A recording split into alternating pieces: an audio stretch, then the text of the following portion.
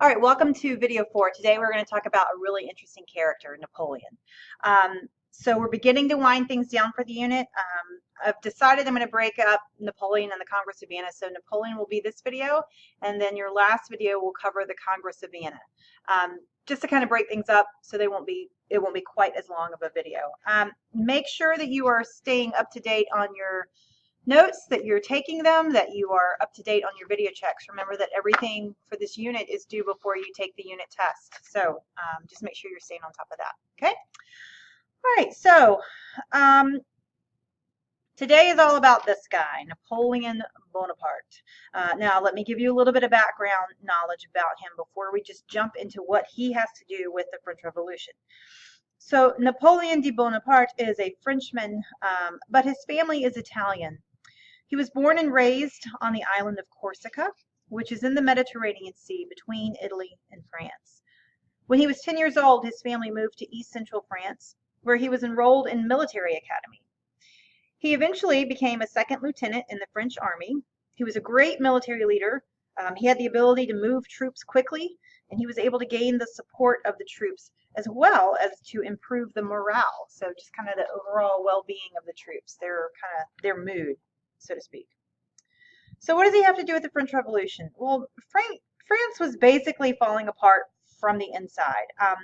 They were fighting off foreign powers, and the Directory, remember that group of 5 men who made the major decisions of the government, they invited France's most successful general to take control over the government. This is where Napoleon came on the scene.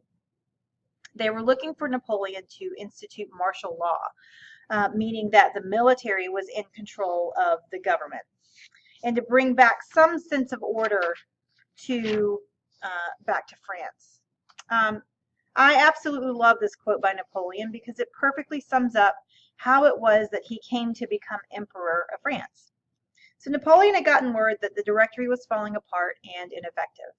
As soon as he got word of this, he and his troops rushed back to Paris, where on November 10th, 1799, he staged a coup d'etat, which you remember is a sudden takeover of the government. And he became the dictator of France, just like that. And the French people were okay with that. They were desperate for stability.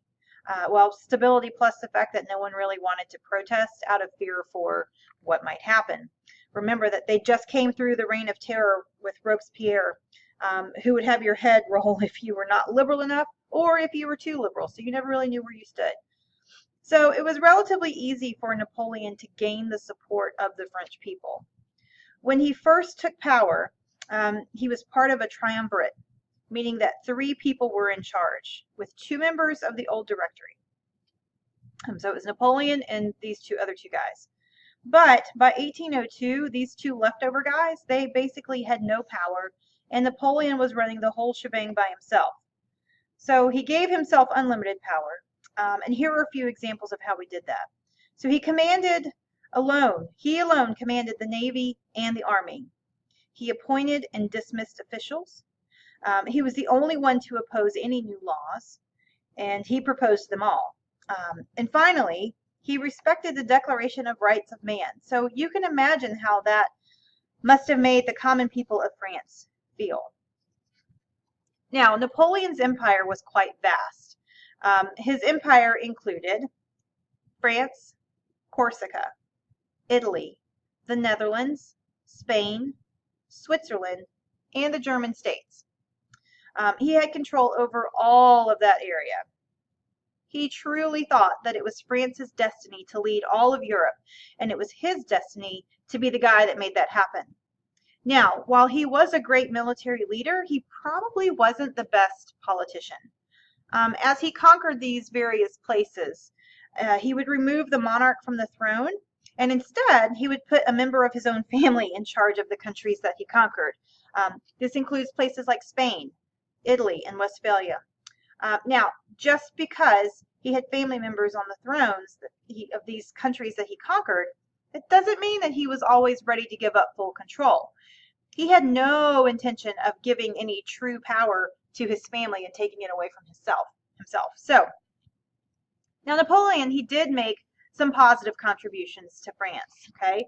So first, he established the Napoleonic Code. which is a vocabulary term you should recall. It was a uniform set of laws that all people were expected to follow, which eliminated many of the injustices of the time. Education was a really big deal to Napoleon.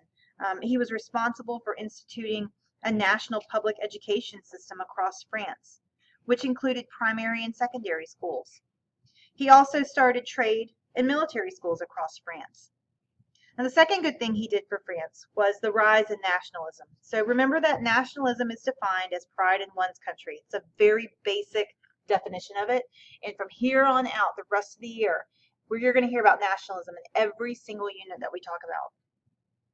So nationalism is going to be something that you hear me say over and over and over again for the rest of the year. It's a big deal from here on. So now, yes, Napoleon was a great leader, but he made some drastic mistakes along the way. He made some enemies, specifically Portugal, Great Britain, Sweden, and Russia, and here's how. So in November of 1806, Napoleon set up a blockade between Great Britain and the rest of Europe, which you can see here. He called this the Continental System, and basically what he was trying to do was crush Great Britain economically by ruining their commercial and industrial economy. In 1808, he was trying to get Portugal to go along with the Continental System. To do this, he sent troops marching through Spain. Well, of course, the Spanish were offended by this and they protested.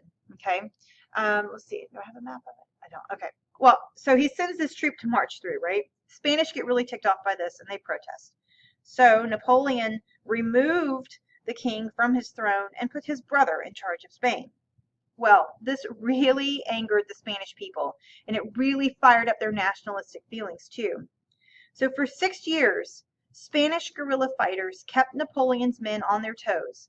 And in the end, Napoleon ended up losing about 300,000 men.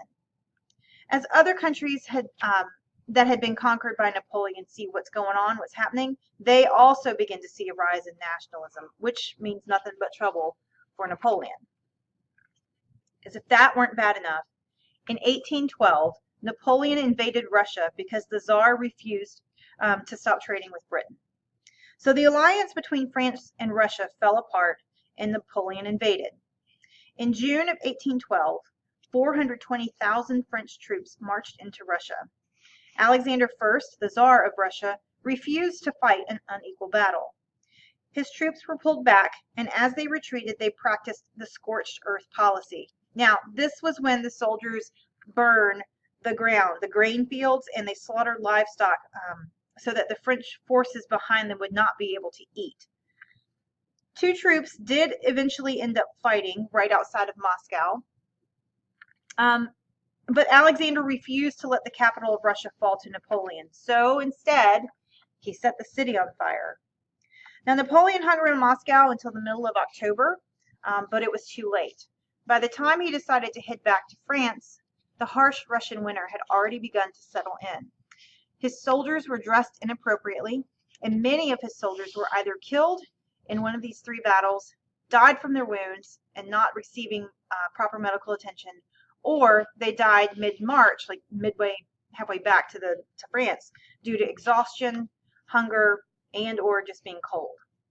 By the time Napoleon left Moscow, he only had about 10,000 soldiers left. So remember, he started with 420,000 soldiers.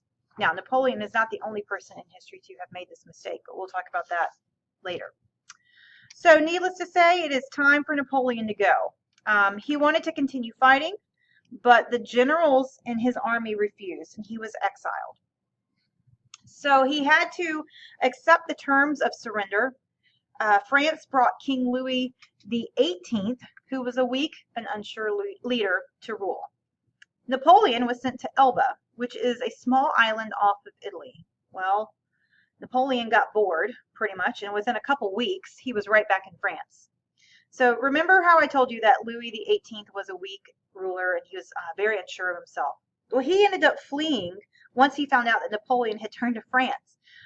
He's like, I'm out of here. This guy's back? I'm out. So now, remember all those enemies that Napoleon had made along the way? Prussia, Great Britain, the Netherlands, they all sent troops to defeat Napoleon again. this time at the Battle of Waterloo. Now, Waterloo was a village in Belgium, and on June 18th, 1815, Napoleon attacked. The British were able to hold Napoleon off, and when the Prussian troops arrived later that afternoon, and together, Britain and Prussia, they were able to defeat Napoleon's army. So after 2 days of fighting, Napoleon's troops were exhausted and they retreated, all while being chased by British and Prussian armies. So the next time Napoleon is exiled for the second time, he is exiled to St. Helena, which is right here where this red star is, okay? You can tell that the French had learned their lesson from the last time. St. Helena is a tiny island in the South Atlantic Ocean where the red star is here on the map. He lived there alone for 6 years, where he wrote his memoirs. And Napoleon Bonaparte died on St. Helena in 1821. Most likely, they believe that he died from stomach cancer. All right, so everyone leaves a legacy, right? Napoleon is no different. History has managed to overlook or forget many of his massive failures, and instead they celebrate the great things that he did. So what is he remembered for? Well, first, he attempted to unite Europe under one French leadership. He tried to unite Europe as one. Okay, he wasn't successful, but it was also a huge undertaking. Second, he enforced the Napoleonic Code, which did 3 major things. It applied to all people, it was a set of clearly stated laws, and it also allowed for freedom of religion. The third thing Napoleon is remembered for is the growth of nationalism. It was a big deal under Napoleon in France, and then it was replicated in places like Italy, Germany, and Latin America. Okay, so that covers Napoleon. Next class, we are going to pick up with the Congress of Vienna, and we're going to wrap up this unit, and that will be it. It'll be your last one. So see you then.